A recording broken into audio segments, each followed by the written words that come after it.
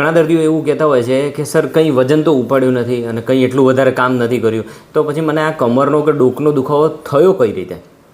હવે તમે એ સમજો કે તેના 3 સૌથી મોટા કારણો છે. સૌથી પહેલી વસ્તુ કે તમે વજન ઉપાડો કે વધારે કામ કરો એટલે જ દુખાવો થાય એવું નથી. આપણે કંઈ ન કરીએ તો દુખાવો થવાની શક્યતા વધારે છે.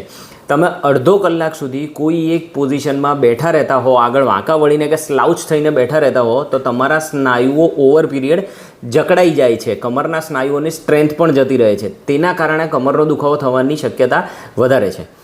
બીજું કારણ ટેક્સ્ટ નેક સિન્ડ્રોમ કે મોબાઈલ નેક, મતલબ કે આપણને જે મોબાઈલમાં આજકાલ જે સ્વાઇપ કરીને જોવાની આદત પડી ગઈ છે, તે રીતે અડધો પોણો કલાક તો ક્યાં આગળ આ રીતે જોવામાં જતો રહે છે તે ખબર નથી પડતી. અને ડોકનો દુખાવો તેના કારણે થઈ શકે છે, કારણ કે ડોકના સ્નાયુઓની કસરત તો અમને લાગે છે 90-95% લોકો ક્યારેય પણ કરતા જ નથી હોતા. અને ત્રીજું મહત્ત્વનું કારણ છે તમારું મેટ્રેસ. જો તમારું ગાડલું એકદમ કડક હોય કે પછી એકદમ સોફ્ટ હોય, જે હોટલમાં જે સોફ્ટ ગાડલું હોય છે કે તમે અંદર ગયા અને આ રીતે એકદમ જમ્પ કરી શકો તેવા ગાડલા હોય છે, તેમાં આખી રાતમાં તમારા સ્પાઇનનું અલાઇનમેન્ટ જ ખરાબ થઈ જાય છે.